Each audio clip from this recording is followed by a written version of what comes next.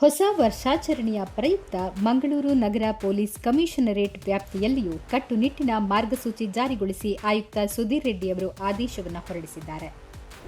ಆ ಪ್ರಕಾರ ಹೊಸ ವರ್ಷಾಚರಣೆ ಆಯೋಜಿಸುವ ಎಲ್ಲ ಹೋಟೆಲ್, ರೆಸ್ಟೋರೆಂಟ್, ಕ್ಲಬ್, ರೆಸಾರ್ಟ್ಗಳು ಹಾಗೂ ಇತರ ಸಂಸ್ಥೆಗಳು ಸಹಾಯಕ ಪೊಲೀಸ್ ಆಯುಕ್ತರ ಕಚೇರಿಯಿಂದ ಕಡ್ಡಾಯವಾಗಿ ಡಿಸೆಂಬರ್ 23ರ ಸಂಜೆ 5 ಗಂಟೆಯ ಒಳಗೆ ಅರ್ಜಿ ಸಲ್ಲಿಸಿ ಪೂರ್ವಾನುಮತಿ ಪಡೆದುಕೊಳ್ಳಬೇಕು.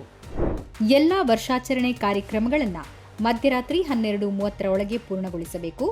ಇನ್ನು ಪೂರ್ವಾನುಮತಿ ಇಲ್ಲದೆ ಹೊಸ ವರ್ಷಾಚರಣೆ ಆಯೋಜಿಸುವುದಕ್ಕೆ ಯಾವುದೇ ಅನುಮತಿ ಇಲ್ಲ.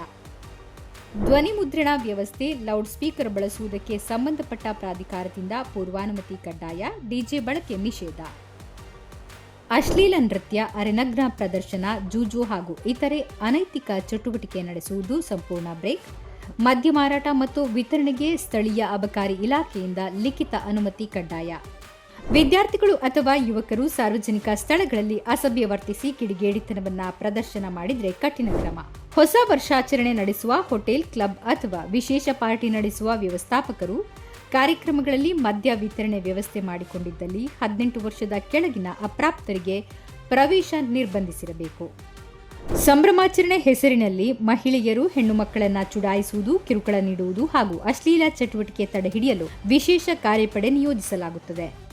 ಮದ್ಯಪಾನ ಮಾಡಿ ವಾಹನ ಚಲಾಯಿಸುವವರ ಮೇಲೆ ನಿಗಾ ವಹಿಸುವುದಕ್ಕೆ ಸಂಚಾರ ಪೊಲೀಸರು ಹಾಗೂ ತಜ್ಞರನ್ನ ಒಳಗೊಂಡ ಕ್ಷಿಪ್ರ ಕಾರ್ಯಪಡೆ ರಚಿಸಲಾಗಿದೆ. ಈ ಮಾರ್ಗಸೂಚಿಯನ್ನು ಸಾರ್ವಜನಿಕ ಸುರಕ್ಷತೆ ಹಾಗೂ ಕಾನೂನು ಸುವ್ಯವಸ್ಥೆ ದೃಷ್ಟಿಯಿಂದ ಹೊರಡಿಸಲಾಗಿದ್ದು, ಎಲ್ಲ ನಾಗರಿಕರು, ಕಾರ್ಯಕ್ರಮದ ಆಯೋಜಕರು ಪಾಲಿಸುವಂತೆ ಪೊಲೀಸ್ ಕಮಿಷನರ್ ಸುಧೀರ್ ರೆಡ್ಡಿ ಮನವಿ ಮಾಡಿದ್ದಾರೆ.